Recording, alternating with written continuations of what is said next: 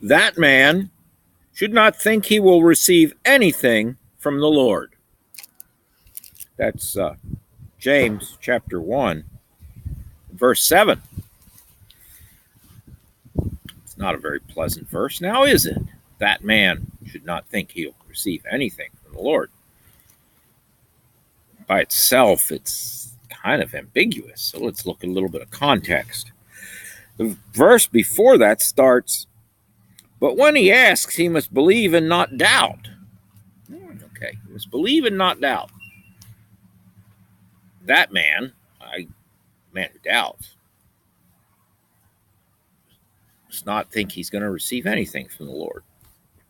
Now, this is a very favorite verse. If you saw my earlier videos on James, you know I said that there would be some very controversial things and some things taken out of context. But boy, this is one of them.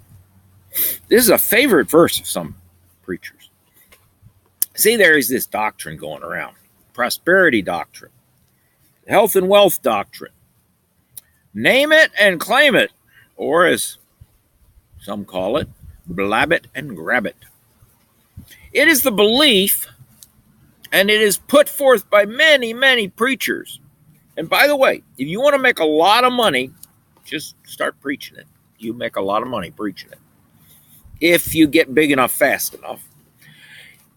There's a lot of people going around preaching this idea that basically makes God into the great celestial vending machine.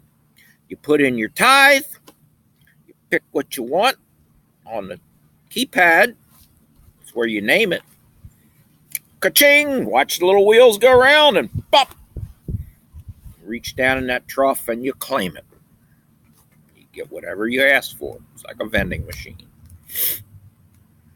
God's not a vending machine. It doesn't work like that. He doesn't work like that.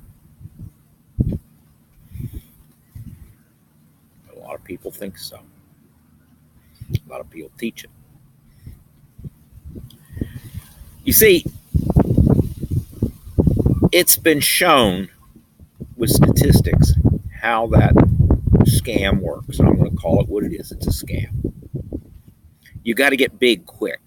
That's why a lot of people trying to preach it in little churches get so frustrated. You got to be over a certain size, at least over 500 people. Really need to be 5,000. But statistics says that in any crowd of 5,000 or more, there will be somebody who has had something wonderful happen in their life in the past 7 days that is so wonderful they cannot explain why such a good thing happened to them. So every week, you get your 5,000 people together. The ushers ask everybody how they're doing. And the person who had the miracle happen in their life, whether it was a promotion at work, whether it was a sudden remission of cancer, whatever it was, bring them up front, and they give their testimony. The preacher takes the credit for it. And that is how the scam works. But there is a problem. In any such ministry, there will be a few people who have a persistent problem. They're very vocal about it. And they will come forward asking for prayer and make it clear that they're asking for your prayer, and the problem will never get solved. The cancer doesn't go away. The poverty never alleviates, whatever it is. What do you do about that sort of thing? Puts a stain on your ministry when you have somebody like that in your group. Well, you go here and you say, but when he asks, he must believe and not doubt. That man should not think he'll receive anything from the Lord. And here's your out verse. Here's your out verse. Whoever it is that's not getting the miracles that you're promising to your congregation, well, they're just doubting. All right, now let's get serious with this.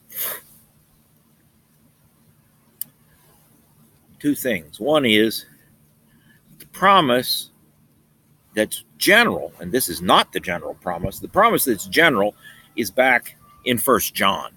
chapter 5, verses 14, 15. And I did a lesson on that just a little while ago. You can look it up on YouTube. 1 John 5, 14, 15. According to his will. Talk about praying according to God's will for these general things.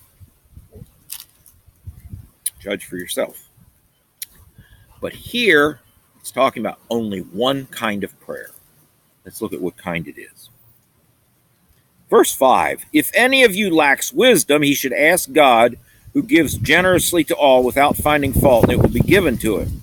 But when he asks, he must believe and not doubt, because he who doubts is like a wave of the sea, blown and tossed by the wind. That man should not think he will receive anything from the Lord. The person that's being talked about here is specifically the person who does not believe that God will give him wisdom. It's not talking about the person who doubts whether God can cure cancer. It's talking about the person who says, oh, I'll ask God's advice, but maybe he won't tell me what to do. Because maybe he won't tell me what to do means maybe I get to choose for myself. This is all about listening to God. In 1 John, I talk about listening to God first and then praying, and God answering the prayer in an incredible way because I prayed not what I wanted to pray, but what God told me to pray because I was listening. Here, it's saying that the person who prays for wisdom and says right up front, I'm not listening to God. I don't think God's going to speak to me, so I'm not really listening. Well, you shouldn't expect anything. Both cases, what it comes down to is, are you listening to God?